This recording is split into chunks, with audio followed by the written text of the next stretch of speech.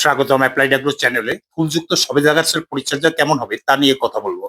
সবেদা গাছে ফুল এসছে, এখন কিছু পরিচর্যার মাধ্যমে ফুল ঝরা কমিয়ে ফ্রুট সেট বাড়াতে পারেন। ফুল আসার সময় গাছের ভিতরে একটি গুরুত্বপূর্ণ পরিবর্তন ঘটে।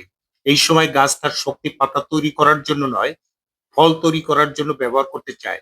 তাই এখন নাইট্রোজেন দিলে গাছ আবার নতুন ডালপালা তৈরিতে ব্যস্ত হয়ে যায় আর ফুল ও ফল ঝরে পড়তে পারে।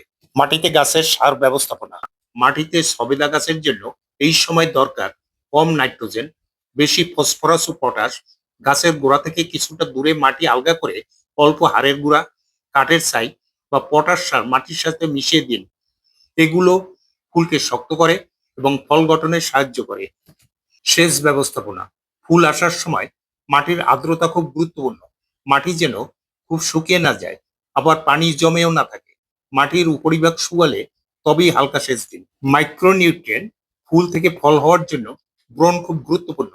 1 লিটার জলে প্রায় 2 গ্রাম ব্রোন মিশিয়ে হালকা স্প্রে করলে ফুল ঝরা কমে এবং ফল ধরার হার বাড়ে। পরাগায়ন। এই সময় মৌমাছি ও অন্যান্য উপকারী পোকা গাছের জন্য খুব দরকার। তাই ফুল থাকা অবস্থায় পরাগ কীটনাশক স্প্রে না করাই ভালো। সঠিক সার, সঠিক পানি আর একটু যত্ন, এই তিনটেই পারে সবেদা গাছকে ফুল থেকে ফলে ভরে দিতে। ধন্যবাদ।